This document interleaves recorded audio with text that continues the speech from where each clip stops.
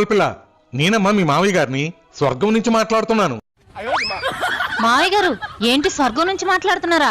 అక్కడ phone facility కూడా ఉందా? ఈ మధ్య జియోవాడు ఒక టవర్ వేశాడమ్మా. స్వర్గంలో అత్తయ్య గారిని కలిసారా మావయ్య గారు? అత్తకు మించిన అందగత్తెలు ఉన్నారమ్మా. ఇప్పుడు అత్త ఎందుకమ్మా?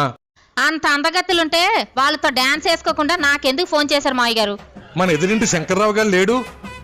వాళ్ళ ఎదురింటి ఆవిడ తన సినిమాకి వెళ్ళాడని వాళ్ళ ఆవిడ కొట్టి కొట్టి చంపేసింది కదా మావయ్య గారు. ఈ విషయం మీకు కూడా తెలుసు కదా. వాడు నా దగ్గర ₹1,00,000 అప్పుగా తీసుకున్నాడమ్మా. డబ్బులైతే ఇచ్చేసాలే, కానీ వాడు రాసిచ్చిన ప్రామిసరీ నోటు నేనివ్వడం మర్చిపోయాను. అది కావాలని ఇక్కడ నన్ను తినేస్తున్నాడమ్మా. అమ్మా పరుపు కింద ఉందేమో చూడమ్మా. ఉంది మావయ్య గారు.